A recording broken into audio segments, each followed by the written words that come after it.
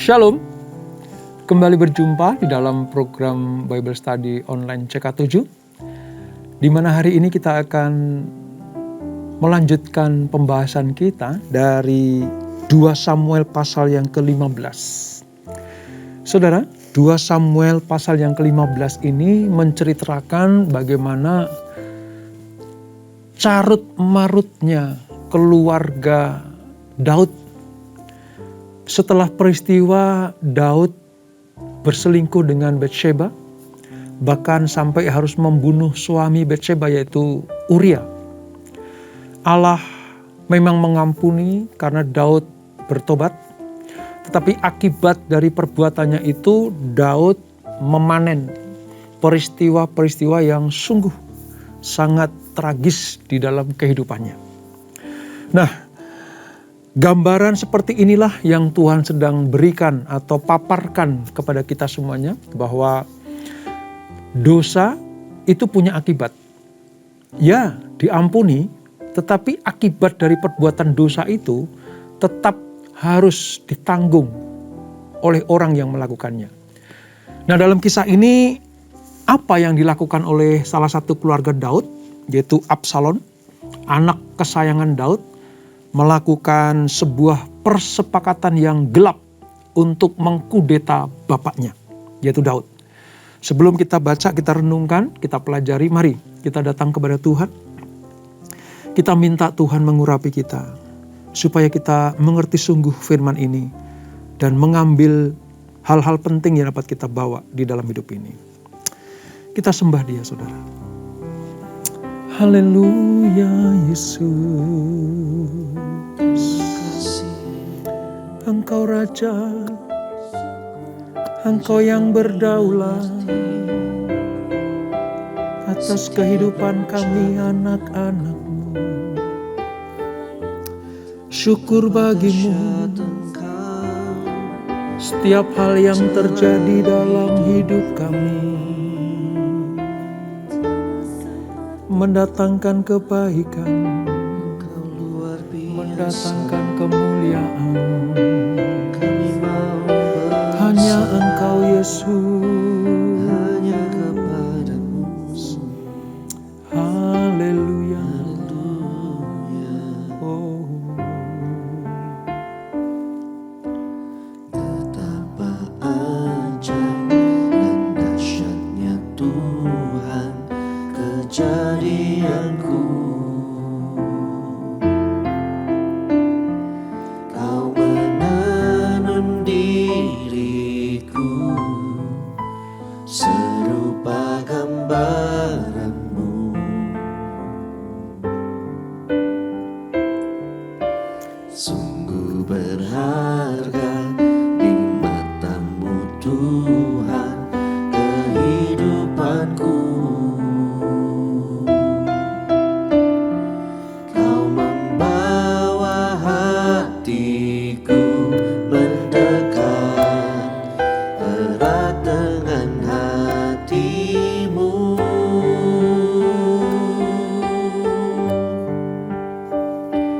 Ku mengangkat wajahku, memandang keindahan-Mu Yesus. Syukur bagi kesetiaan-Mu di sepanjang hidupku. Dan ku angkat tanganku ke tata kasih dan karunia-Mu. Tak sekalipun Kau tinggalkanku, Yesus sahabatku.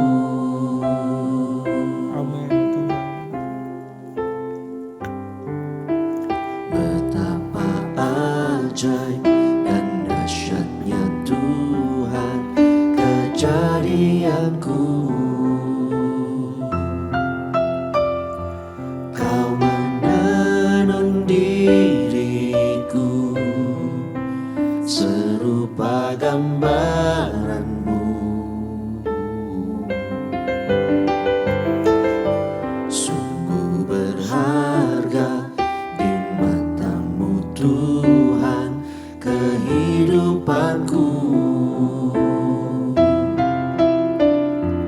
Kau membawa hatiku mendekat erat dengan hatimu.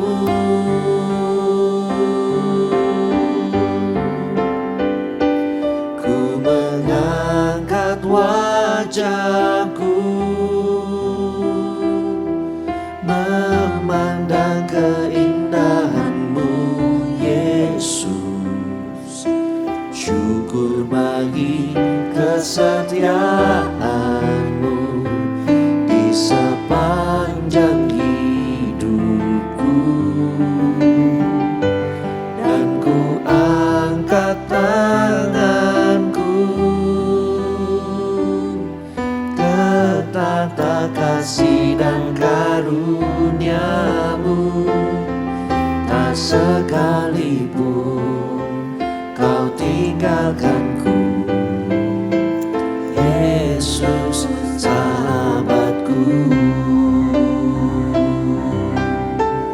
Haleluya. Ku mengangkat wajahku memandang keindahan-Mu, Yesus. Syukur bagi kesetiaan-Mu di sepanjang hidupku. Dan ku angkat tanganku ke tata kasih dan karunia-Mu. Tak sekalipun Kau tinggalkanku, Yesus sahabatku. Tak sekalipun Kau tinggalkanku, tak sekalipun Kau tinggalkanku, tak sekalipun Kau tinggalkanku, Yesus sahabatku. Amin, Tuhan Yesus. Kau Allah yang setia, Tinggalkan setiap kami. Kau Allah yang luar biasa. Persoalan yang kami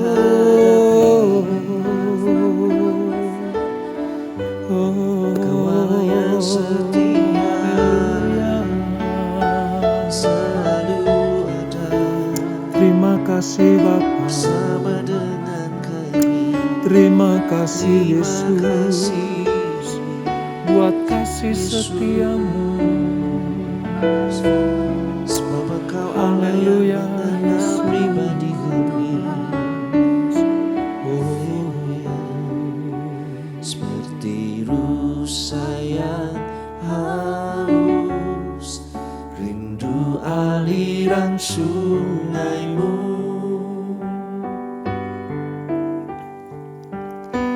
Hatiku tak tahan menunggu-Mu.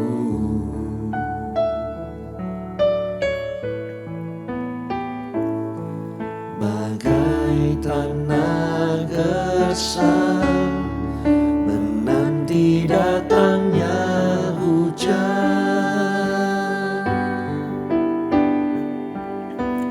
begitupun jiwaku, Tuhan.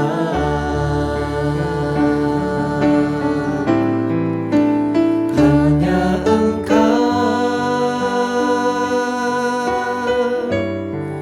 pribadi yang mengenal hatiku, tiada yang tersembunyi bagi-Mu.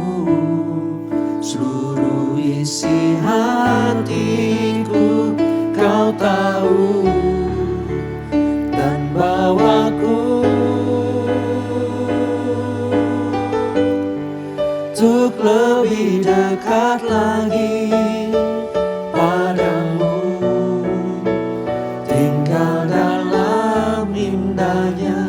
dekapan kasih-Mu.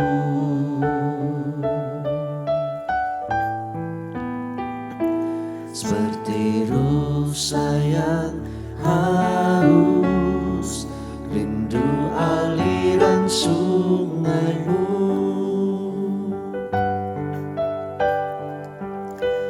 Hatiku tak tahan menunggu-Mu.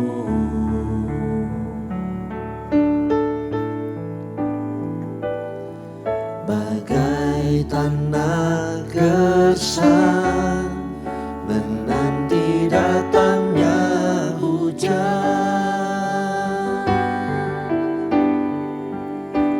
begitupun jiwaku, Tuhan. Hanya Engkau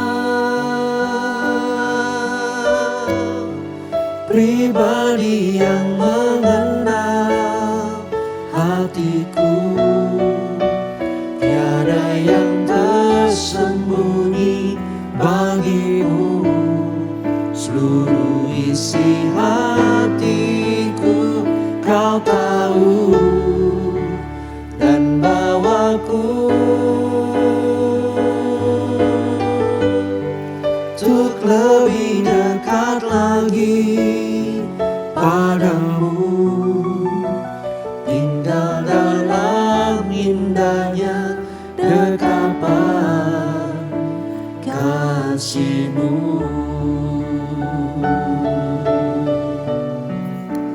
Tinggal dalam indahnya dekapan kasih-Mu.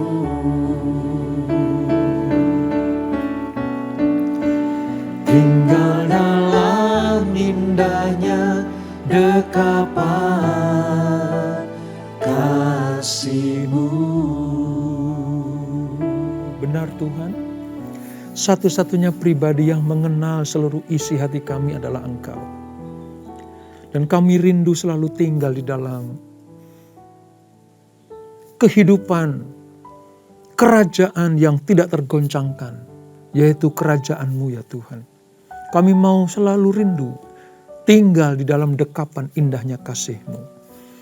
Sebentar kami akan melanjutkan pembelajaran kami. Roh Kudus, urapi kami. Ajar kami mengerti apa yang kami baca, kami renungkan, kami pelajari, supaya kami menjadi murid-murid Tuhan yang berkenan, dan murid-murid Tuhan yang setia melakukan firman-Mu. Urapi kami Tuhan, urapi hamba-Mu. Di dalam nama Yesus, mari yang siap belajar firman Tuhan, sama-sama kita katakan, amin. Saudara, kita akan melanjutkan pembelajaran kita dari 2 Samuel pasal yang ke-15. Di sini dikatakan di dalam perikopnya adalah Absalom mengadakan persepakatan gelap. Mengapa dikatakan ada persepakatan gelap? Karena Absalom sesungguhnya ingin mendongkel kedudukan raja yang notabene adalah bapaknya sendiri, yaitu Daud. Nah, kisahnya seperti apa? Mari kita baca ayat 1 sampai dengan ayat yang ke-12 terlebih dahulu. Demikian firman Tuhan. Absalom mengadakan persepakatan gelap. Sesudah itu Absalom menyediakan baginya sebuah kereta serta kuda dan 50 orang yang berlari di depannya. Maka setiap pagi berdirilah Absalom di tepi jalan yang menuju pintu gerbang. Setiap orang yang mempunyai perkara dan yang mau masuk menghadap raja untuk diadili perkaranya, orang itu dipanggil Absalom dan ditanyai, "Dari kota manakah engkau?" Apabila ia menjawab, "Hamba-Mu ini datang dari suku Israel Anu," maka berkatalah Absalom kepadanya, "Lihat, perkaramu itu baik dan benar. Tetapi dari pihak raja tidak ada seorang pun yang mau mendengarkan engkau." Jadi ini dalam rangka mengambil hati orang Israel, saudara. Saudara bisa bayangkan, anak raja melakukan hal ini supaya orang Israel terpikat olehnya dan mengikuti dia. Karena Absalom akan berontak dan kudeta bapaknya.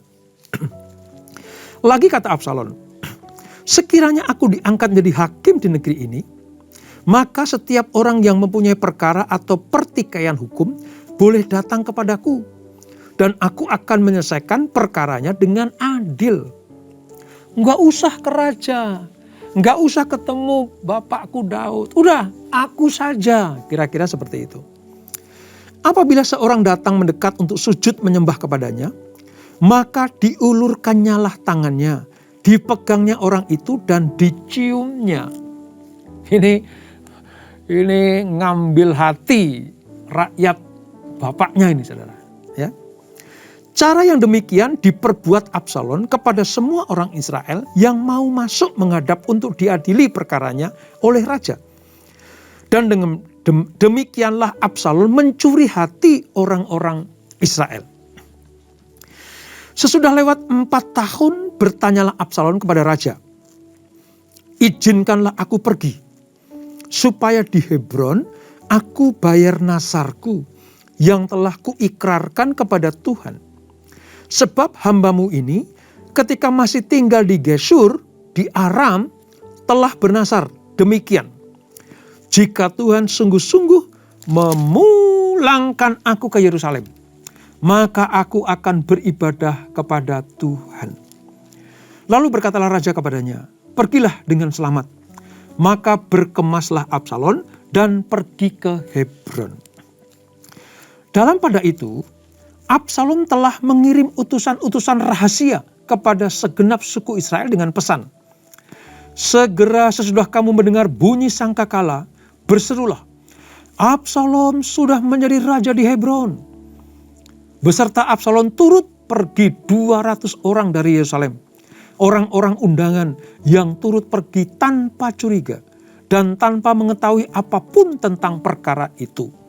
Jadi Absalom merancang sebuah strategi untuk pamit ke Hebron kepada bapaknya. Katanya alasannya ingin beribadah kepada Allah dengan membayar nazar di sana. Tapi sesungguhnya ini adalah trik Absalom untuk mengkudeta bapaknya. Ayat 12. Ketika Absalom hendak mempersembahkan korban, disuruhnya datang Ahitofel, orang Gilo itu, penasihat Daud dari Giul, kotanya. Demikianlah persepakatan gelap itu menjadi kuat dan makin banyaklah rakyat yang memihak Absalom. Saudara, di dalam pasal 15 2 Samuel ini, saudara, ini sebuah akibat. Peristiwa ini terjadi karena akibat Daud melakukan pelanggaran yang besar kepada Allah. Yaitu apa? Berselingkuh dengan Batsheba, membunuh suami Batsheba, dan mengambil Batsheba sebagai istri. Ini sebuah perkara yang tidak mudah bagi Daud dan dipandang besar dosanya oleh Allah. Allah memang mendengar, Allah memang mengampuni Daud, tapi akibat dari perbuatannya harus ditanggung oleh Daud. Karena dosa punya implikasi seperti itu, saudara. Ya, anak Tuhan, kita sebagai orang percaya masih bisa berbuat dosa. Ketika kita sadar, kita ditegur seperti Daud ditegur oleh Nabi Nathan, maka kita bertobat. Allah mengampuni. Tapi akibat dari dosa itu tetap harus ditanggung oleh orang yang berdosa itu. Nah, ini tanggungannya. Di mata Tuhan, Daud sudah bersih karena bertobat. Tapi akibat dari perbuatannya, Daud akan menanggungnya. Pertanggungan jawab atas kelakuan yang tidak benar oleh Daud, maka merembet kepada keluarga dan anak-anaknya. Nah, ini menimpa Daud, di mana anaknya sendiri yang namanya Absalom itu melakukan usaha-usaha kudeta. Ada persepakatan yang gelap. Ada upaya-upaya untuk mendongkel Daud dari kursi kerajaan di Israel. Sangat menarik, saudara. Kenapa? Karena sebenarnya arti kata Absalom itu adalah kedamaian bagi ayahnya. Absalom itu terdiri dari dua kata sebenarnya. Abi Shalom atau Abba Shalom. Jadi Abba itu bapak, ayah, ya. Shalom itu damai sejahtera. Jadi kalau Absalom artinya ini adalah kedamaian, kesejahteraan bagi ayahnya. Namun ternyata paradok dengan apa yang dilakukan oleh Absalom. Namanya sih tentang kedamaian. Namanya sih tentang kesejahteraan. Namanya sih tentang sukacita. Tetapi kelakuannya sangat bertolak belakang dengan arti namanya. Karena terbukti dia berbuat jahat terhadap bapaknya dengan cara bersepakat untuk mendongkel kedudukan raja bagi Daud. Nah, kita lihat saudara. Ketika Absalom memulai kegiatannya, yang dilakukan pertama kali adalah mengambil hati rakyat.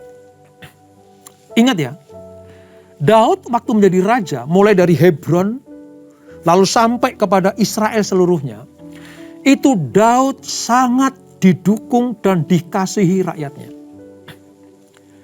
Hati rakyat Israel sudah betul-betul mengasihi Daud. Absalom tahu persis, kalau aku langsung berhadapan dengan bapakku, selesai. Karena nanti rakyat akan berpihak kepada bapakku. Kalau aku langsung frontal melawan Daud ayahku, maka aku kurang dukungan. Makanya strategi pertama adalah Absalom mengambil hati orang-orang Israel. Caranya gimana? Tadi ya, di pintu gerbang. Pintu gerbang itu pintu utama sebelum masuk ke area kerajaan. Karena pada waktu itu, Daud selain sebagai raja, dia pemimpin bangsa untuk semua perkara. Urusan keagamaan diserahkan kepada orang-orang atau nabi-nabi yang menyertainya. Tetapi urusan kenegaraan, masalah-masalah hubungan dengan rakyat, masalah-masalah sipil, maka Daud yang akan mengatasinya. Termasuk apa? Mencari keadilan. Nah, setiap kali orang berperkara, ingin datang kepada raja, minta titah raja, supaya ada perkara yang terselesaikan. Tapi di pintu gerbang, Absalom duduk di situ, mencegat orang-orang yang ingin datang kepada kepada Daud. Dia bertanya, apa masalahmu? Masalah saya ini. Kami pengen datang ke raja supaya terselesaikan masalah. Udah, nggak usah ke raja. Masalah ini mah aku juga bisa. Nanti kalau kamu datang kepada raja malah akan semakin runyam. Sudah, bersama dengan aku saja. Kira-kira perkataan Absalom seperti itu. Dan bukan hanya itu aja. Dia mengambil hati, Alkitab menyatakan mencuri hati. Dengan cara apa? Dipeluk, diusap-usap gitu ya. Bahkan diciumnya orang itu. Ini betul-betul cari muka bagi rakyat Israel. Padahal ayahnya menjadi raja yang sangat-sangat dihormati dan ditakuti oleh oleh orang Israel. Nah, ketika Absalom sudah mulai mendapatkan banyak dukungan, saudara, apa yang terjadi? Maka Absalom menyusun strategi. Dengan cara apa? Dia harus mendapatkan pengakuan dari orang-orang Hebron terlebih dahulu. Ingat ya, Daud pertama kali diakui sebagai raja itu di wilayah Hebron. Ini sangat penting. Hebron pada zaman ini, pada zaman peristiwa ini, itu sangat penting. Itu titik awal dari pemerintahan Daud ketika dia memimpin Israel. Makanya Absalom mengambil momen itu. Sampai dia harus menipu bapaknya, berbohong kepada Daud. Ayah, bapakku, aku akan ke Hebron untuk membayar nasarku. Aku akan beribadah kepada Allah. Nih, di ayat yang ke-8. Ya. Aku akan membayar nasarku karena aku pernah bernasar kepada Tuhan. Izinkan aku pergi ke Hebron. Lalu Daud tanpa curiga berkata, pergilah dengan selamat. Dan berkemaslah Absalom dan pergi ke Hebron bersama dengan sekitar 200 orang. Utusan-utusan rahasia ini. Saudara tahu, ketika sampai di Hebron, siasat Absalom memerintahkan orang-orang berseru. Apa itu? Absalom sudah menjadi raja di Hebron. Gitu. Padahal bapaknya masih menjadi raja di Yerusalem.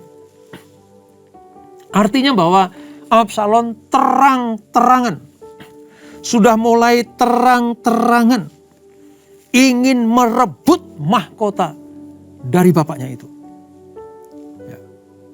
Dan ketika kita melihat apa yang dilakukan oleh Absalom ini, Daud sebenarnya mendengar, tahu saudara. Tapi mari kita lihat nanti ya, Daud diam saja. Diamnya Daud ini saudara memiliki banyak arti sebenarnya. Nomor satu, mungkin karena Daud mengasihi Absalom sedemikian rupa.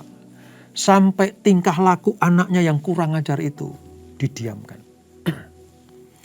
Mungkin diamnya Daud karena dia sadar bahwa ini adalah hukuman dari Allah. Diamnya Daud karena dia sadar ini akibat dosa-dosaku di masa lampau. Ya, aku sudah bertobat. Ya, aku sudah minta ampun kepada Tuhan. Ya, aku sudah meninggalkan jalan-jalan yang jahat itu. Ya, aku tidak mengulang lagi dosa-dosaku. Tetapi terhadap akibat apa yang aku alami, ini datang dari Tuhan dan memang sudah menjadi bagianku. Itu alasan yang kedua mengapa Daud diam saja. Nah, mari kita lihat saudara. Begitu Absalom memproklamirkan diri di Hebron sebagai raja, atas teriakan-teriakan para pengikutnya itu, gemparlah Yerusalem. Gemparlah kerajaan Israel. Kenapa? Karena anak raja memproklamirkan dirinya sebagai raja, sementara Daud masih ada di tahta. Nah, pada perikop berikutnya saudara, Daud melarikan diri dari Yerusalem. Akibat tingkah laku Absalom ini, dan karena Daud diam saja, seperti tadi ada dua kemungkinan tadi ya, karena Daud sangat mengasihi Absalom, atau karena Daud sadar bahwa ini hukuman dari Tuhan, maka Daud harus keluar dari tahtanya di Yerusalem. Mari kita baca beberapa ayat saudara. Ayat 13 sampai 18. Daud melarikan diri dari Yerusalem. Lalu datanglah seorang mengabarkan kepada Daud katanya, hati orang Israel telah condong kepada Absalom. Kemudian berbicaralah Daud kepada semua pegawainya yang ada bersama-sama dengan dia di Yerusalem. Bersiaplah, marilah kita melarikan diri. Sebab jangan-jangan kita tidak akan luput daripada Absalom. Pergilah dengan segera, supaya ia jangan dapat lekas menyusul kita, dan mendatangkan celaka atas kita, dan memukul kota ini dengan mata pedang. Ayat 15. Para pegawai raja berkata kepada raja, terserah kepada tuanku raja, hamba-hambamu ini siap. Lalu keluarlah raja dan seisi rumahnya, mengiringi dia. 10 orang gundik ditinggalkan raja untuk menunggui istana. Maka keluarlah raja dan seluruh orang-orang mengiring dia. Dekat rumah yang terakhir mereka berhenti. Sedang semua pegawainya berjalan melewatinya. Juga semua orang Kreti dan semua orang Pleti. Juga semua orang Gad. 600 orang banyaknya yang mengiringi dia sejak dari Gad berjalan melewati raja. Nah, pada kisah selanjutnya, Daud keluar dari Yerusalem. Untuk apa, saudara? Melarikan diri dari usaha Absalom untuk mendongkel atau mengkudeta bapaknya. Saudara lihat, kalau kita baca selanjutnya, saudara, dikatakan bahwa seluruh negeri itu menangisi Daud. Terhadap peristiwa ini, seluruh negeri menangisi kejadian yang menimpa rajanya ini. Saudara. Mari kita lihat di ayat 23. Ayat 23 bilang gini. Seluruh negeri menangis dengan suara keras ketika seluruh rakyat berjalan lewat. Raja menyeberangi sungai Kidron dan seluruh rakyat berjalan ke arah padang gurun. Ada sebuah gambaran atau fenomena ketika Daud harus meninggalkan tahta kerajaannya akibat dari tingkah laku anaknya. Mengapa hal ini terjadi, saudara? Mengapa Tuhan mengizinkan peristiwa ini terjadi? Padahal Daud sudah bertobat. Daud sudah meninggalkan jalan-jalan yang jahat. Sudah minta ampun sama Tuhan. Alasan satu-satunya adalah Daud harus bertanggung jawab atas perbuatannya yang sudah diperbuat di masa lalu. Sekali lagi ya, saya ingatkan. Ini peringatan yang harus kita perhatikan baik-baik. Ya kita diampuni, ya kita bertobat, ya kita tinggalkan jalan-jalan yang jahat. Tapi kadang akibat dari dosa dan kesalahan itu tetap harus kita jalani. Dan dari peristiwa ini sampai nanti beberapa pasal berikutnya, saudara. Daud dengan besar hati. Daud dengan besar hati menerima keputusan Tuhan ini. Ini pelajaran yang harus kita petik, saudara. Ini pelajaran penting buat kita semuanya.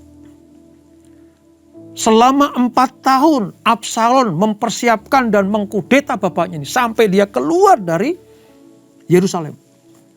Daud dengan besar hati menyerahkan seluruh peristiwa penghukuman Allah akibat dosa-dosanya. Itu dengan kesalehan, dengan ketaatan, dan dengan kerendahan hati. Memang menyedihkan, saudara. Ini tragis. So bayangkan ya, seorang raja biasanya dikudeta itu oleh orang di luar keluarganya. Tetapi ini yang mengkudeta anaknya sendiri. Anak yang dikasihi. Absalom itu anak yang dikasihi. Daud sangat-sangat sayang kepadanya. Tetapi kalau hal ini terjadi, sampai terjadi dalam kehidupan Daud, Daud dengan besar hati berkata, ini memang bagian yang harus aku terima dari Tuhan. Saudara, kita tidak bisa melihat kebesaran hati seseorang tanpa kita belajar bagaimana dia mendapatkan masalah dan menyelesaikannya. Saya ulang ya. Kita tidak bisa melihat kebesaran hati seseorang sebelum kita bisa melihat dia mendapatkan masalah dan keluar sebagai pemenang. Serta apa? Menjalannya dengan kesetiaan. Kebanyakan orang kalau dapat masalah protes. Padahal masalahnya karena dosa-dosanya. Tapi protesnya kepada Tuhan. Tapi kita belajar dari seorang Daud. Bagaimana dengan rendah hati? Bisa saja kok saudara. Daud itu mengerahkan orang-orang pilihannya untuk mengejar Absalom. Walaupun nanti ya ada peristiwa itu. Absalom mati karena dikejar-kejar oleh orang-orang yang terdekat dengan bapaknya.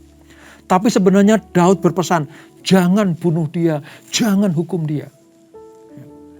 Tetapi kita bisa melihat bagaimana Daud dengan rela hati, rendah hati, karena peristiwa ini adalah akibat dari kesalahan dan dosanya.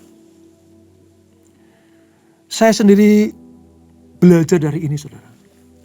Bagaimana kita bisa melihat seorang yang menjadi teladan tentang pertobatan, tentang kerendahan hati, tentang kebesaran hati. Ketika Tuhan menjatuhkan hukuman, kita bisa melihat karakter seseorang itu seperti apa. Dan saudara tahu, akibat dari yang diterima oleh Daud dengan ikhlas dan rendah hati ini, Allah menemukan Daud bin Isai, seorang yang hatinya berkenan kepada Tuhan. Saya kalau gambarkan dengan kalimat-kalimat, saudara, mungkin seperti ini. Tuhan, aku tahu kejadian ini menimpa aku karena pelanggaran dan dosa-dosaku. Aku ikhlas untuk menerimanya. Aku berbesar hati untuk menerimanya. Bahkan aku merendahkan diriku di hadapan-Mu. Kalau memang ini jalan yang aku tempuh, aku akan tempuh dengan sukacita dan penuh ucapan syukur. Saudara, salah satu pemazmur yang terkenal itu Daud. Mengapa ada mazmur-mazmur pujian bagi Allah? Mengapa ada mazmur-mazmur yang mengungkapkan kebesaran Allah? Dan mazmur-mazmur yang mencatat tentang keadilan Tuhan. Salah satunya adalah keluar dari kehidupan Daud ini. Allah adil. Allah memiliki keputusan yang sungguh sangat adil. Dan mazmur Daud itu betul-betul menguatkan banyak orang. Termasuk saya pribadi. Karena apa? Karena keluar dari hati seorang yang seperti ini, saudara. Dari pasal 15 ini kita belajar bahwa Daud memiliki ketegaran hati, kebesaran hati, dan kerendahan hati yang luar biasa. Sementara dia kehilangan tahta kursi kerajaan. Tapi suatu saat nanti itu dikembalikan kepadanya. Kenapa? Karena respon terhadap hukuman dari Allah. Daud memiliki hati yang luar biasa. Jadi pelajaran yang dapat kita petik adalah milikilah kebesaran hati ketika Tuhan sedang mengerjakan kehidupan kita. Mungkin berupa pahala, berkat, tapi jangan lupa bisa juga teguran atau hukuman. Tetaplah berbesar hati, rendah hati, dan ada di dalam area berkat Tuhan. Dan itulah 2 Samuel pasal yang ke-15. Kita berdoa. Bapak, terima kasih untuk anugerah-Mu. Kami sudah membaca bagaimana kisah Absalom bersepakat jahat dan gelap untuk mengkudeta bapaknya itu Daud. Kami melihat dari 2 sisi. Yang pertama, ini akibat dari dosa-dosa Daud di masa lalu. Daud diampuni, bertobat, dan tidak mengulang dosanya kembali. Dengan rendah hati, dia menerima konsekuensi akibat dosanya. Di hal yang lain kami belajar bagaimana Daud betul-betul menyerahkan hidupnya kepada Tuhan. Mungkin kata-kata yang pas untuk mewakili peristiwa ini adalah Daud angkat tangan sama Tuhan. Terserahlah Tuhan. Selama aku tetap ada di dalam jangkauan-Mu, perbuatlah sekehendak-Mu. Sebab aku ini layak mendapatkan apa yang Tuhan putuskan. Wow, hati seperti inilah yang dicari oleh Tuhan. Terima kasih Bapak untuk teladan yang luar biasa. Kalau melihat Absalom, ya memang banyak kesalahan. Tetapi kami melihat dari sisi Daud, bagaimana mendapatkan peristiwa ini. Dia tetap rendah hati, besar hati, dan menerima semua keputusan Tuhan. Terima kasih untuk pelajaran yang indah ini. Berkati anak-anak-Mu, berkati kami semuanya. Supaya kami tetap setia, taat, kuat, tough menghadapi apapun juga. Dan tidak meninggalkan kasih setia Tuhan Yesus itu. Berkati anak-anak-Mu, berkati kami semuanya. Berkati keluarga demi keluarga. Usaha, bisnis, pekerjaan anak-Mu, diberkati Tuhan. Dan sebelum kami tinggalkan acara ini, kami siapkan hati kami terima berkat yang daripada-Mu. Kekasih Kristus arahkan hatimu kepada Tuhan. Terimalah berkat kasih anugerah dari Allah Bapa yang berlimpah-limpah. Di dalam anaknya yang tunggal Tuhan Yesus Kristus. Dan persekutuan yang manis dalam Roh Kudus menyertai kita semuanya. Mulai saat ini sampai Maranatha. Yesus datang yang kedua kali menjemput kita semuanya. Bertemu di awan-awan yang permai. Menikmati kemuliaan kekal sampai selama-lamanya. Yang diberkati. Sama-sama kita katakan amin. Amin. Tuhan Yesus memberkati.